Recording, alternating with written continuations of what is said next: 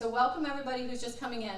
I went ahead and got started. I had no idea there was going to be a flood as soon as I did that. But I'm Beth Carroll and we're rolling because I've got a lot to cover. So I'm curious from your guys' perspective, what are some of the limitations that you've seen or some of the problems with an activity-based method? Some of the things that I've seen, drivers will get in a hurry because they are trying to get it done faster. They're trying to get their hour, depending on their vacation pay. If you're taking an average of their hourly wage, they're trying to get their hourly wage up higher. I think customer service does sacrifice a little bit in that at times because they're in such a hurry. Our pay plan, all of our customers, all of the cases and the customers are created the same. And so when the pay plan was rolled out, you got to take the good with the bad. Well, the guy that's delivering a Burger King right here at 200 cases an hour is right next door to a guy that's delivering down a hallway, up an elevator, and with some stairs. If you're saying take the good with the bad, the driver's going to remember that for about a minute, and he's only going to remember all of the bad that's happening to him every day. So I would prefer to see one that's based a little bit more off of the stop. The difficulty, the degree of difficulty to the customer, whether it has stairs, elevators, corridors, docks, whatever, and build that right into the pay plan so that whether you're delivering to this building or to this building, you still have the opportunity to kind of make the same wage per hour at the end of the hour. Got it, thank you. John, what about you? Well, like I said, getting in a hurry would be the one thing that you have to stay on top of it. But let's say we scan off the truck and they have scanning percentages they have to follow, and along that lines, we have plenty of drivers that the customer will say, did you scan today? And they'll show 100% I scanned of your merchandise. And they won't worry about checking it in the way that they would in the past. So that's a positive for that part. But so the one thing that we did find throughout time was that, especially if a driver gets to stay on the same route, they get to know their customers that much more because their customers will allow them during lunchtime to deliver or things like that because they trust them to come through the door and to do that. So I think it's been more of a positive in the fact of how they can work their own. That truck is they're their own person on that truck, and if they make it perform well, and as far as timeliness, then they're basically making more per hour. The better drivers, they have a problem with when you go to give them downtime and things like that because they know when I'm running every day, I'm making $28, $30 an hour, $35 an hour, but I'm waiting for this customer to open up and you're only going to give me $18 an hour, and so that is one problem we have with some of those situations. Right, got it. So you mentioned rushing can be a problem, and I thought of, when you were talking about that, David, I thought of another method that I don't know if anybody in the room has, or if you would understand it.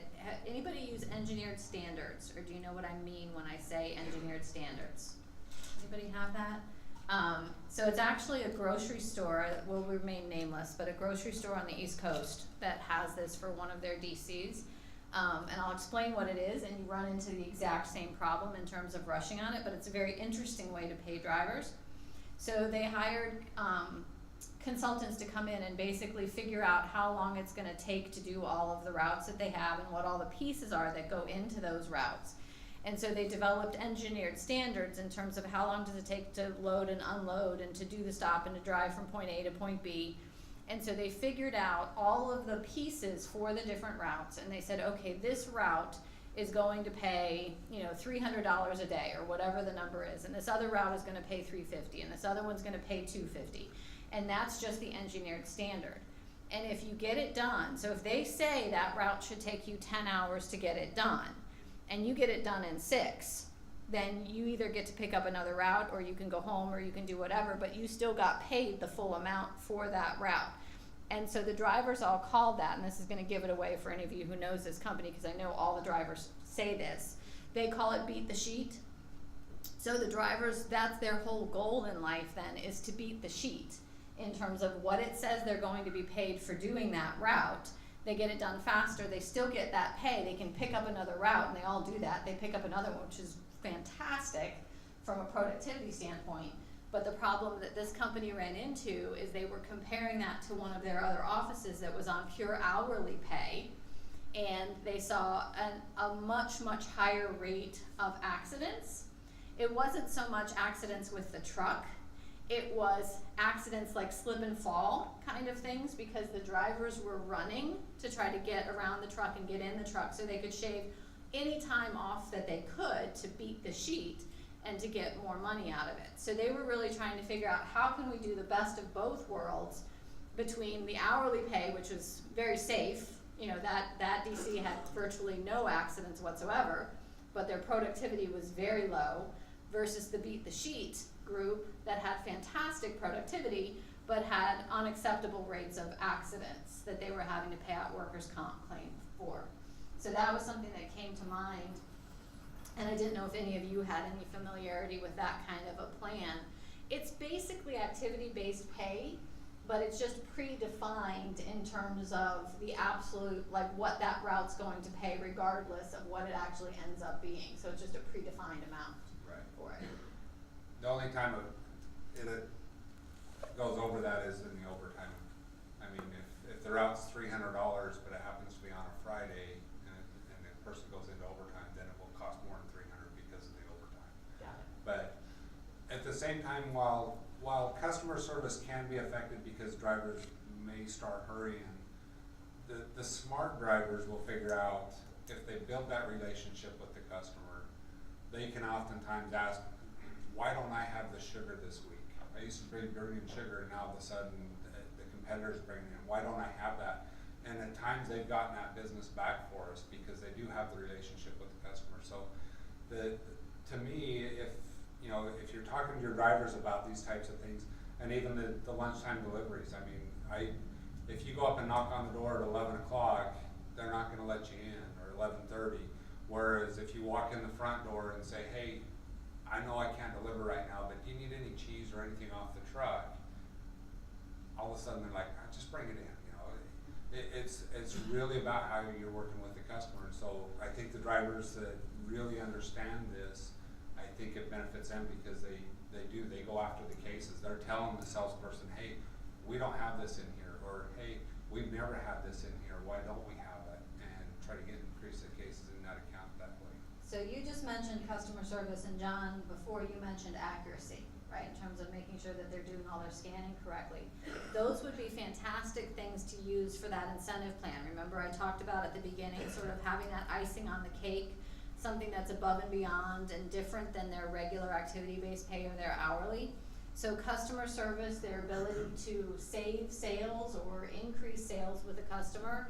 Accuracy would be another one that you could use. Safety is a standard. That's pretty much always in there. In fact, companies that don't really think they have an incentive plan usually have something in there for drivers in terms of safety.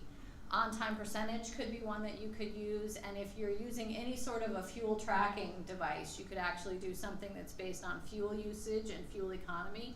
I know that's tough for some of you because you run very short routes, but for anybody who's got longer routes, fuel economy can be a big impact in terms of your savings.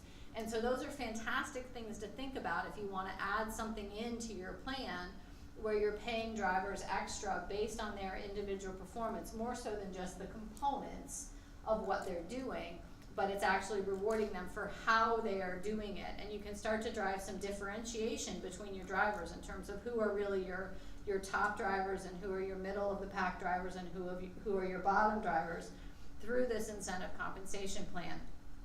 Typically, I've seen those best be used quarterly, just because you're not going to put a whole lot of dollars into it, and you want it to be something that it's meaningful enough that it's going to be maybe $500 or $1,000 when they get a payout. So you have to have that be at a long enough time period that it's going to be meaty enough when they get the payout that they feel like they've really gotten something different from that. Let me think. I had another question. You guys made me think of 4 things when I was going through, and I had 2 of them I got out. Let me open up to you guys while I think of what my other question was. Is there anybody else that has any questions, or anybody want to share something that they think that they have done unique from a driver perspective. Communication and psychology, that was the one that I wanted to go down in terms of how much planning you have to do. So I've thought of my question, but you guys, do you have anybody have questions or comments or? We got one here. Oh. I'm very passionate about driver pay. So There's one behind you. when you're paying activity pay, we don't do that. It's something I'm intrigued with. I would imagine everyone's trying to build some of their own, train some of their own drivers because there's just not enough out there. So do you have routes where you've got a trainee on the route with the real driver, and then how do you pay the activity pay? Do they both get it?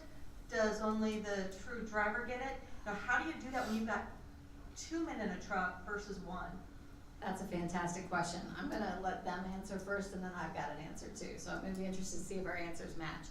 And then Typically, we're paying the driver that's the trainer, and oftentimes the driver that's the trainer, what we try to do in a perfect world, if it works out, is we're actually having the driver trainer take the trainee on the route that the trainee's gonna get.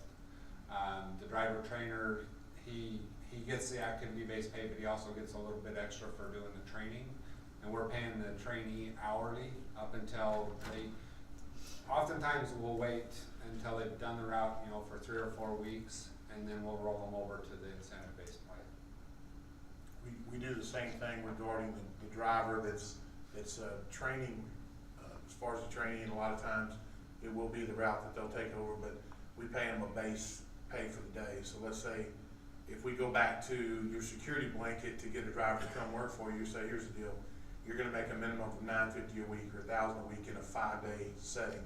So you break that down into 5 days. So if it's 1,000, it'd be 200 a day. So your trainee may get that 200 number, but your driver that ran that route, he gets the credit for all the pieces, miles, plus an extra so many dollars for doing the additional training. So they may make $280 for the day.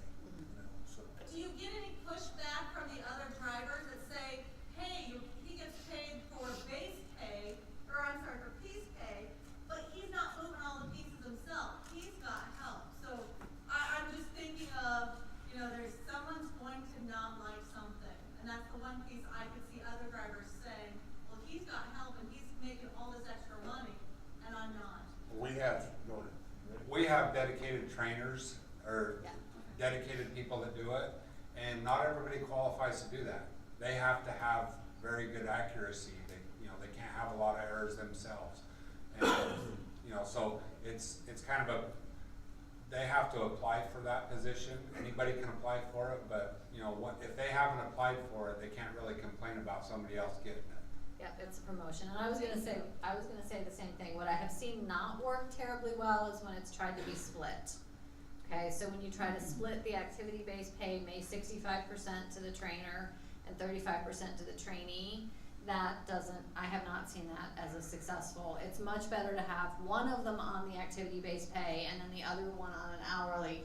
And I think you guys brought up great examples of a logical reason why it could go either way, right? Depending on if it's gonna be the route the trainee is gonna have, you can have them start to get used to the way the activity-based pay works and have the trainer be more on the salary type plan, or flip-flop it and have it the other way. So before I get into the psychology, I thought of the second of the things that I had forgotten, and that's overtime, okay? So and I'm asking a very loaded question because I know the answer, but is overtime required under activity-based pay? Yes, it is.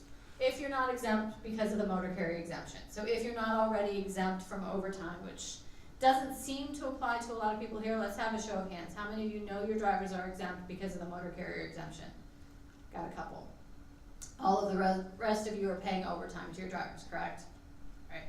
So David, you had the most concise explanation of how you calculate overtime on activity-based pay I've ever seen, so have at it. Okay. And I do this for a living, so. You basically take all of the activities, all the cases, all the stops, all the miles for the whole week. You total out that whole amount. Let's say it's $3,000, whatever it is, and then let's say there was 5 hours over 40 that they had worked that week. you would take the total amount divided by the total hours. So you would take the $3,000 divided by the 45, and I should have thought about this and made it a little bit easier, so I'm not trying to do math.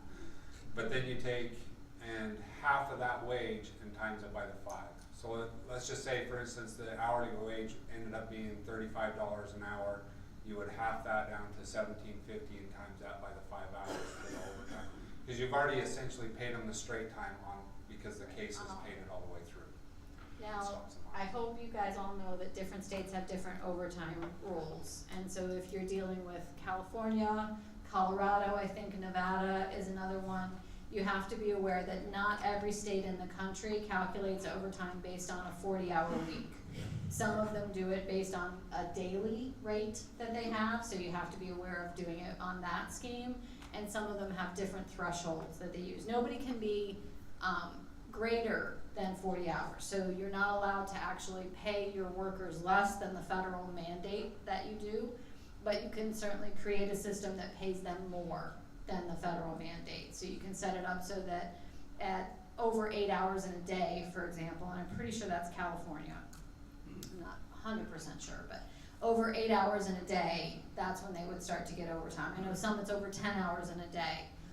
So there's different rules for that, and then it can be a double trigger, so it can be over 10 hours in a day and over 40 hours in a week. So you have to be thinking about both of those things.